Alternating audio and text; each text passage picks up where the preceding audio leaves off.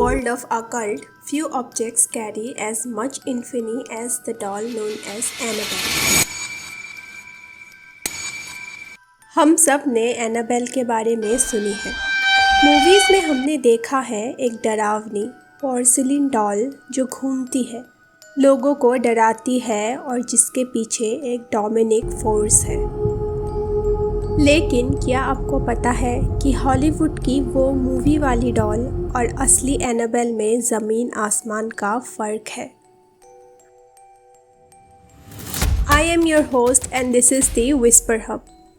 आज हम सिर्फ एक हॉरर स्टोरी नहीं सुनेंगे, आज हम खोलेंगे एक case file, the real documented history of Annabelle. हम इन्वेस्टिगेट करेंगे कि 1970s के उस छोटे से अपार्टमेंट में क्या हुआ था, वार्डन्स का क्या रोल था और आज 2026 में वो डॉल कहाँ और किस हालत में है।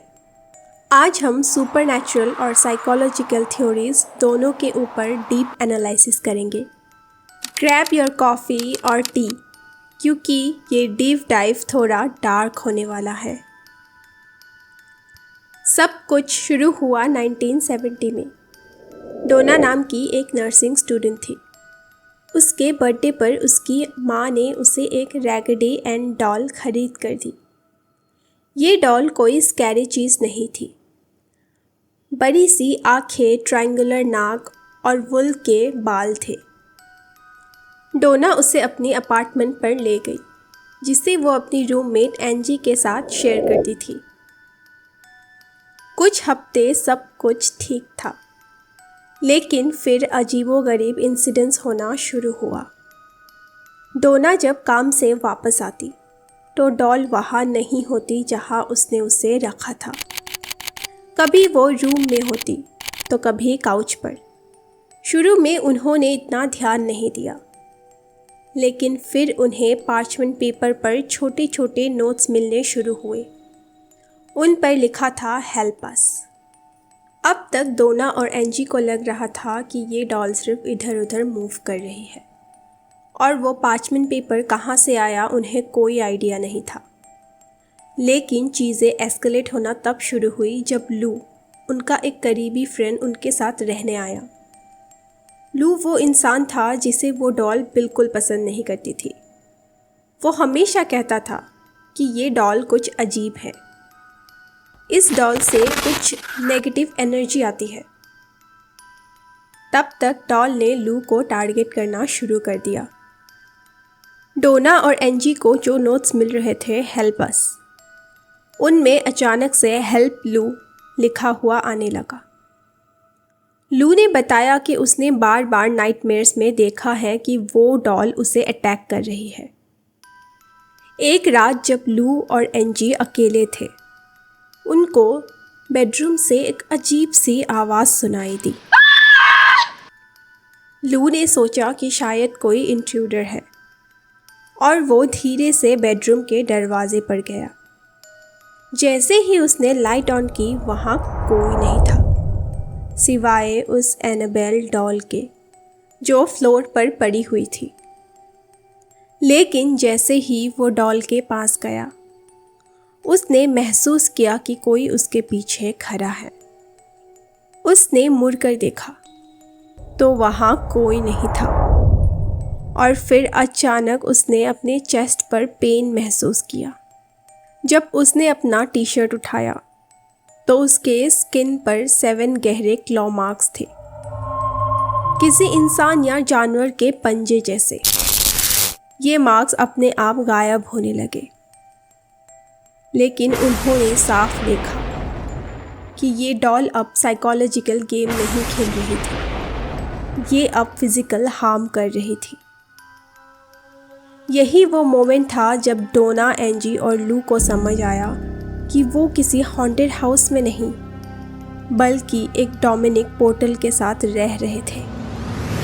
अब सोचिए, आप 2 लड़कियां हैं, पढ़ाई के लिए घर से दूर आप हॉस्टल या पीजी में रह रहे हैं और जहाँ रह रहे हैं उस रूम में आपको ये सब कुछ महसूस हो रहा है।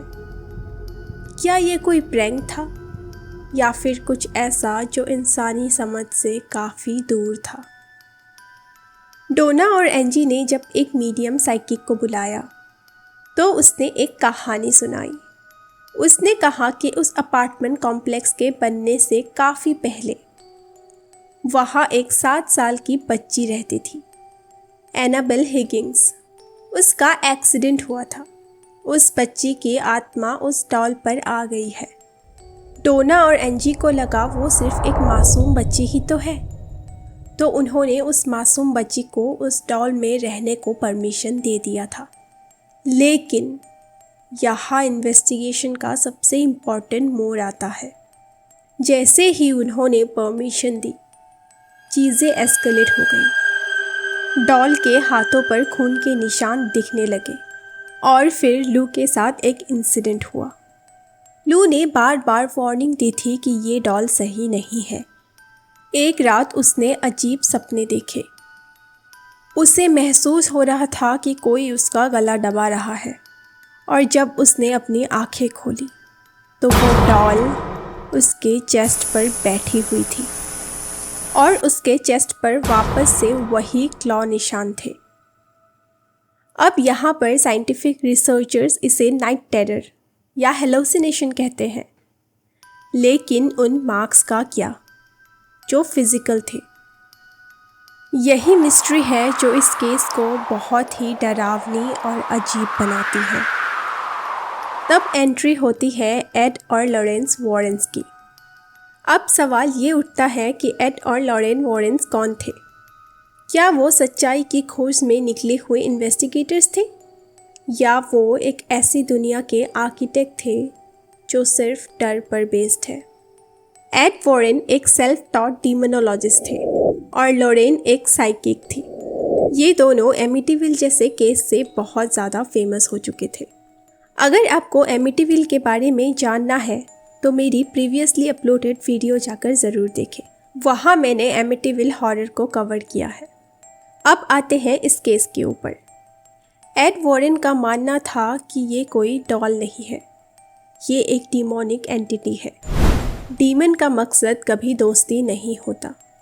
डीमन का मकसद होता है एक कॉन्डुइट ढूंढना। इस डॉल ने उन्हें मैनिपुलेट किया ताकि वो इंसानी दुनिया में रह पाए। वॉरेंस ने डॉल को अकल्ट म्यूज़ियम में शिफ्ट करने का फैसला लिया। जब वो डॉल को ट्रांसपोर्ट कर रहे थे, उनके गाड़ी के ब्रेक्स फेल हो गए और इंजन का टेम्परेचर अचानक से फ्लक्चुएट करने लगा। ये एक फेमस एनेक्डोट है, लेकिन इसका कोई पुलिस रिपोर्ट्स नहीं है। यही तो है इन्वेस्टिगेशन का challenge. We have personal testimonies but no hard evidence. तो आज ये डॉल कहाँ है? ये डॉल वॉरेंस के म्यूज़ियम में एक सील्ड ग्लास बॉक्स में बंद है। 2020 में इंटरनेट में एक रूमर सर्कुलेट हुआ कि ये डॉल गायब हो गई, जिसने पूरी दुनिया में पैनिक क्रिएट किया। लेकिन ये एक कंप्लीट मिथ था। ये डॉल कहीं नहीं गई थी, बल्कि उसी सील्ड बॉक्स में बंद पड़ी हुई थी। रियलिटी क्या है? रियलिटी ये है कि एनाबेल एक परफेक्ट केस स्टडी है कि कैसे एक नॉर्मल ऑब्जेक्ट हमारे फियर और बिलीफ के वजह से एक एंटिटी बन जाती है। क्या डॉल में पावर्स थे, या फिर हम डरते हैं क्योंकि हम अनजान चीज़ों से डरते हैं? एज ए स्टोरी इन्वेस्टिगेटर मैं आपको फैक्ट्स देती हूँ, फैसला आपका है। अगर आपको ये डीप डाइव पसंद आया हो तो विस्पर हब चैनल को सब्सक्राइब करना ना भूलें एंड इस वीडियो को लाइक ज़रूर करें। It really helps the channel to grow. हम ऐसे ही हर मिस्ट्री के लेयर को पील करेंगे। कमेंट सेक्शन में अपनी थ्योरी लिखना ना भूलें। Thank you so much for watching. Till then goodbye. सावधान रहे, सतर्क रहे। मैं फिर मिलूंगी आपको एक और नए मिस्ट्री के साथ।